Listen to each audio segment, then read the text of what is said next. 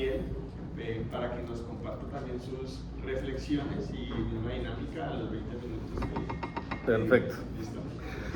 Bien, bueno, vamos primero a analizar qué es la frase "la paz con la naturaleza", porque uno de los sentidos que le podríamos dar a esa frase es que tenemos que hacer la paz con la naturaleza, y entramos en un campo bastante complejo. Como yo soy negociador de paz, lo primero que uno sabe cuando negocia paz es que se negocia la paz con el enemigo, y se negocia con un actor armado, y la naturaleza ni creo que queramos que sea nuestro enemigo, ni queremos que sea un actor armado. Entonces ahí ya parte una primera reflexión. Entonces, ¿de qué hablamos cuando hablamos de paz con la naturaleza?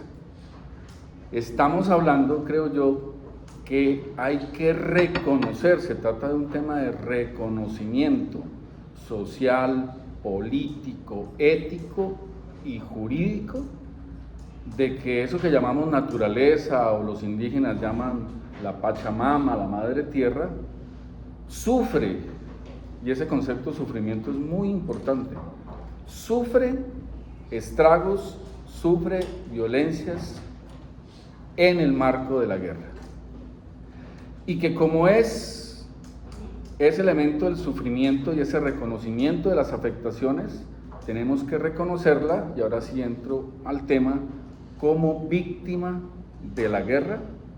Y lo más importante es que tenemos que reflexionar cómo esa naturaleza o esa madre tierra víctima tiene que ser reparada. Y entramos entonces en un campo bastante complejo, que es el reconocimiento de un derecho, que es el derecho a la reparación de una víctima, en este caso no humana, sino la naturaleza. Ahí me detengo porque el término reparación en derecho es bastante complejo, porque reparar quiere decir volver las cosas al estado que estaban antes de que sucediera el hecho violento. Entonces, así como yo no puedo devolver el hijo o la madre asesinada, tampoco puedo devolver las especies que se extinguieron fruto de la guerra, o los bosques que demoraron cientos de años en crecer y fueron destruidos en la guerra. Entonces estamos ante un derecho aspiracional. Quiere decir que tenemos que hacer todo lo posible por acercarnos a esa aspiración, y es que las cosas quedaran como antes de que sucediera el hecho violento. Por eso es que se dice que la Constitución del 91 es una constitución aspiracional. Nos tenemos que acercar lo más que podamos al Estado Social de Derecho, y nos tenemos que acercar lo más que podamos a la conservación ambiental del territorio. Y por eso se dice que es una constitución utópica. Lo que pasa es que la palabra utópica también es mal interpretada. Utopía en el estricto sentido de la palabra es lo que debería ser, pero aún no es. Eso quiere decir utopía. Utopía no son sueños irrealizables o imposibles. Repito, utopía es lo que debería ser, pero todavía no es. Hace unos años en este territorio era una utopía que negros, indios, mestizos, blancos, pelirroja, nos pudiéramos sentar en la misma mesa. Era una utopía. Y gente como Fray Bartolomé de las Casas o gente como Pedro Claver pensaron en esa utopía en términos realizables, porque era algo que éticamente debería ser. Hoy, cuidar el medio ambiente, proteger la naturaleza, es algo que debería ser, pero en el sentido estricto de la utopía es esa guía que nos debe guiar, igual que los derechos aspiracionales, para acercarnos lo que más podamos a ellos. Bien, entonces, ¿qué es lo que reconocemos en la naturaleza? Y naturaleza es otro concepto bastante complejo, porque la naturaleza parte de una tradición a partir de la modernidad, a partir del liberalismo, donde el hombre se separa totalmente de la naturaleza, pretende que no hace parte de ella y se coloca por encima de esa naturaleza. Entonces, cuando tenemos el concepto, y esto de los conceptos es importantísimo para la gente que trabaja desde la lucha social o desde la lucha política o desde las instituciones del cambio. Es importante porque si trabajamos con los mismos conceptos no vamos a llegar a ningún lado. Entonces el concepto que tenemos de naturaleza es el de una cosa, es el de propiedad de un ser humano. No es el reconocimiento de un ente esencial para la vida, y no solo la vida humana, la vida en la total integridad de sus manifestaciones. Entonces, el concepto de naturaleza que tenemos, vuelvo y repito, es un concepto en el cual el hombre se retira de la naturaleza o pretende retirarse. Cada cuanto un huracán, un terremoto o el COVID-19 le recuerda que hace parte de la naturaleza, pero pretende separarse de la naturaleza, ponerse por encima de ella y crear otro concepto que es el de desarrollo, donde creía que ilimitadamente podía usar y abusar de esa naturaleza. Ese concepto es el que está en crisis, por eso hay la necesidad de reconfigurar, o en filosofía Derrida nos diría de construir los conceptos de naturaleza, de desarrollo, e inclusive, y esto es un campo bastante complejo, de construir o reconfigurar lo que llamamos derechos humanos. Derrida, que es el filósofo de la deconstrucción, que no es lo mismo que destrucción, nos dice, cuando en un concepto mayor paz hay, o sea, hay mayor consenso, como en el concepto de derechos humanos, derechos humanos, todos estamos de acuerdo en los derechos humanos, pero Derrida lo que nos dice es, cuando existen esos conceptos donde hay tanta unanimidad y hay como una paz aparente, es donde más debemos desconfiar del concepto. Y la pregunta que siempre nos invita a hacer Derrida es, en cada palabra preguntémonos quién está perdiendo. Y si yo instauré un concepto como derechos humanos, quiere decir que ese concepto tiene un límite, y es que solo los seres humanos tienen derechos. O sea que ¿quién pierde en el concepto de derechos humanos? Lo no humano, o sea, la naturaleza. Entonces ahí tenemos que el reconocimiento de la naturaleza es una lucha filosófica, entendiendo por filosofía el lugar en que yo me paro en el mundo para observarlo. Entonces, la filosofía, que no es solo la europea, tenemos filosofía indígena, tenemos la filosofía africana, tenemos filosofía asiática, tenemos filosofía campesina, y es el lugar de donde se paran a ver cómo funciona el mundo, pero la filosofía imperante en Occidente es la filosofía europea de la modernidad. Entonces, cuando uno revisa qué pensaba Hegel, que es uno de los filósofos más importantes de Occidente, pues Hegel pensaba que los únicos seres humanos que puedan tener derechos eran los europeos, y ni siquiera todos los europeos, solo los europeos nórdicos. El resto eran seres inferiores. Por esa vía Hegel decía que los indígenas y los africanos vivían en estado de naturaleza. Y miren el término que usa Hegel, estado de naturaleza. Por ende eran animales sin derechos, y por esa vía Hegel justificaba el genocidio indígena y el secuestro, esclavitud y venta de esclavos africanos en estas tierras. Y ese concepto de naturaleza se usó precisamente, miren ustedes, no solo para desproveer de derechos a los animales de la naturaleza, sino extenderlo a otras categorías, inclusive entraba la categoría de los que no se consideraban seres humanos. Eso no ha cambiado. Si ustedes revisan cómo le decían los nazis a los judíos, les daban términos de animales. Inclusive el término más común que le dieron los nazis a los judíos fue cucarachas. Y como eran cucarachas, justificaron fumigarlos con el ciclón B en las cámaras de gas que tenían en los campos de concentración, asesinando millones de seres que se desproveían de la condición de ser humano. Y el ejemplo trágico, nuestro, creación criolla de nuestros ilustres gobernantes, es que los niños de poblaciones como el Guaviare, o el Caquetá, o el Cauca, que no son protegidos contra el reclutamiento forzado, voy a poner el ejemplo del Guaviare, donde el personero denunció la falta de protección de los niños que se estaba llevando la guerrilla, y sin embargo tuvimos un ministro de defensa que sabía que había niños en los campamentos de la guerrilla y ordenó bombardearlos.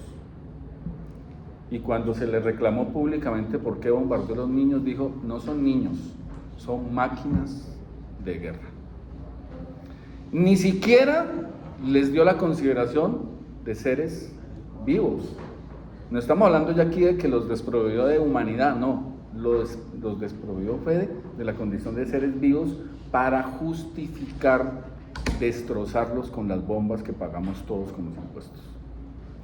Entonces ahí está, vuelvo y repito, porque la pelea por este tema de los derechos de la naturaleza es una pelea que se libra primero en los conceptos y en los términos que usamos. Hoy, obviamente, tenemos el concepto del desarrollo sostenible, que es un desarrollo edulcorado de la destrucción de la naturaleza, pero hagamos pasito para que no se acabe tan rápido. Bien, sigamos con el tema de la naturaleza como víctima. Entonces decimos, vamos a reconocer que la naturaleza sufre unos daños, pero si vamos a hablar de víctimas, eso se da en dos campos: los hechos victimizantes y los delitos. Entonces el Estado colombiano reconoce unos hechos victimizantes por los cuales hay que hacer una reparación, y otra cosa son los delitos. Entonces una primera cosa que dicen es, bueno, pero la naturaleza la pueden secuestrar.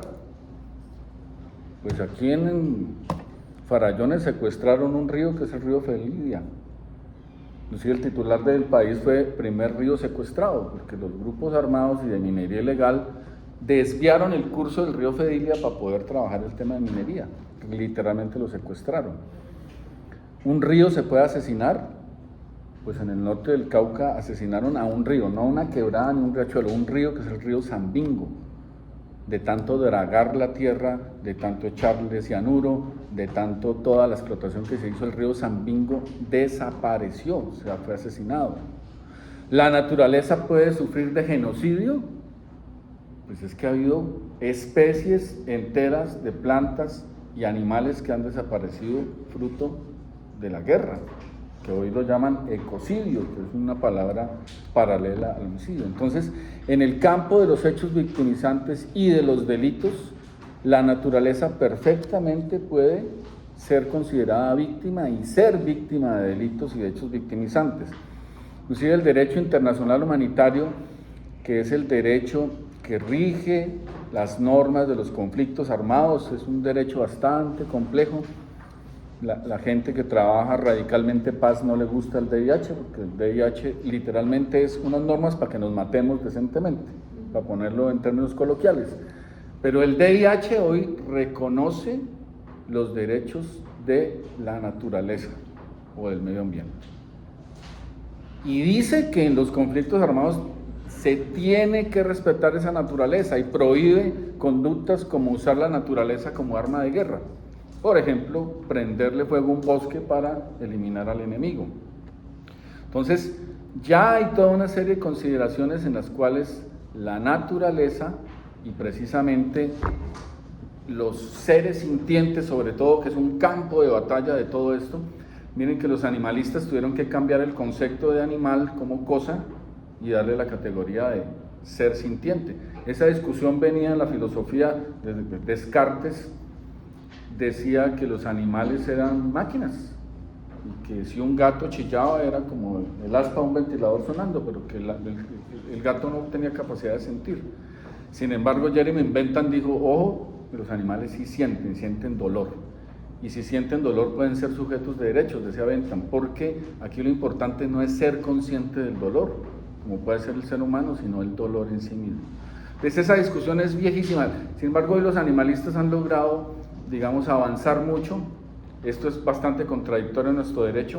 En el derecho penal hoy ya es delito hacer sufrir un animal. Ya hay unas protecciones a ciertos animales, pero en el derecho civil siguen siendo cosas.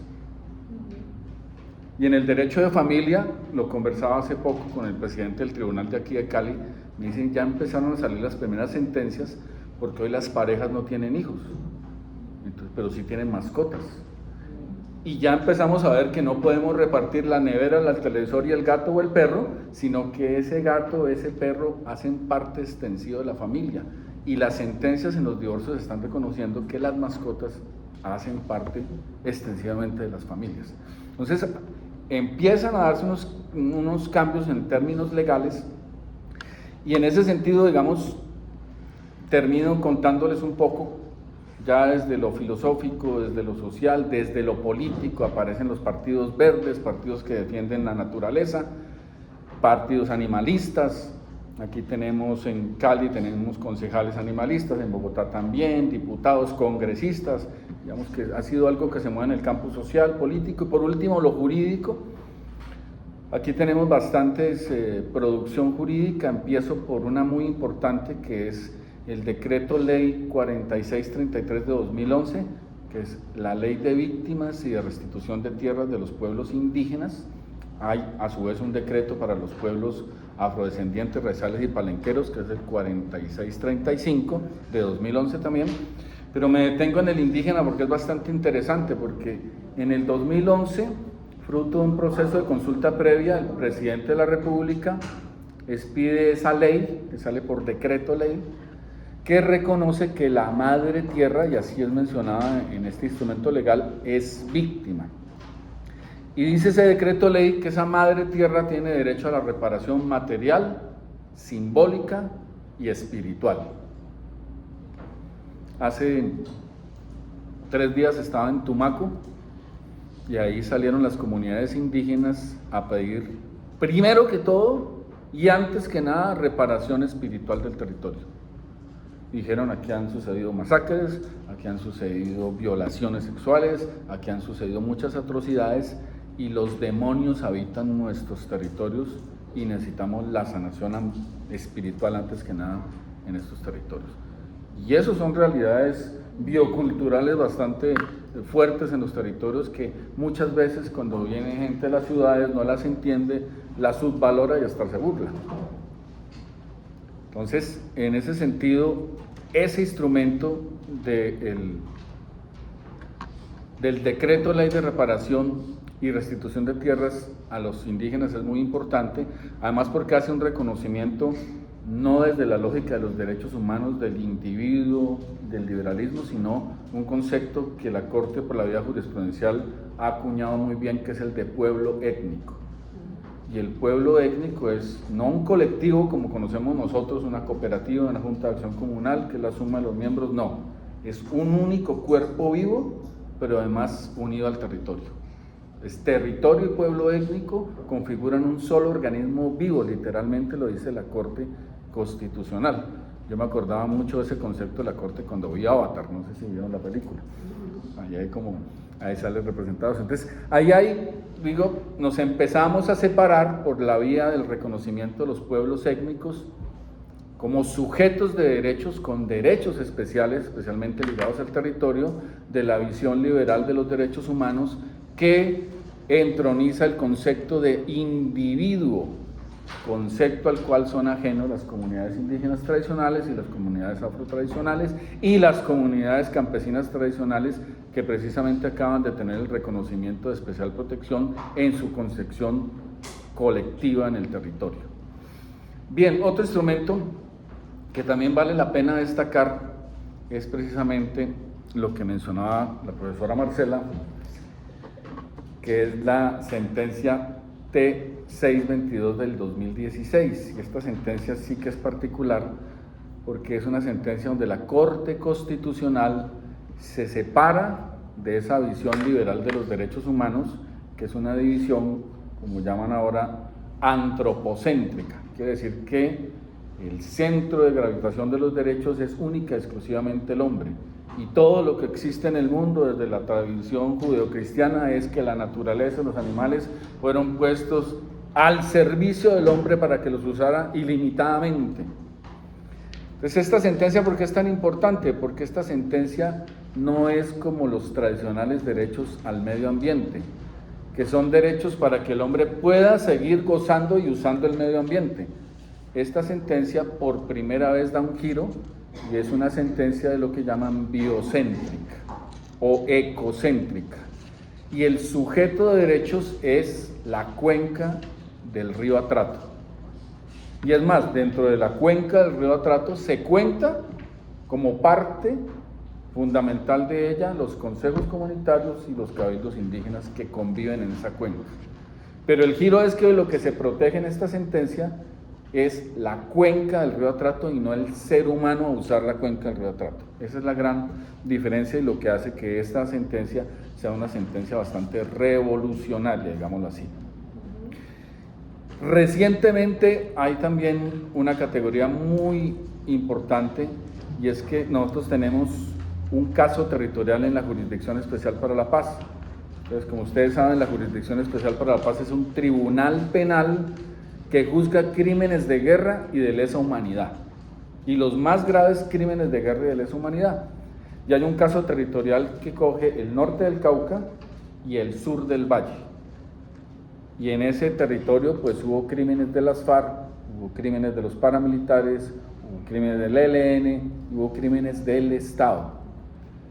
Y en el marco de ese caso 005 hay un auto que reconoce al río Cauca como víctima del conflicto y lo acredita en el proceso. Y eso también es absolutamente revolucionario, entre otras cosas porque los magistrados han tenido que usar cualquier cantidad de métodos alternativos, porque la idea de reconocer como víctima a alguien es que pueda rendir su testimonio y hacer sus reclamos ante el Tribunal Penal de la JEP. Entonces, los magistrados han ido a terreno a escuchar al río, y los intérpretes del río han sido los consejos comunitarios que habitan ahí, Mazamorrero, por ejemplo.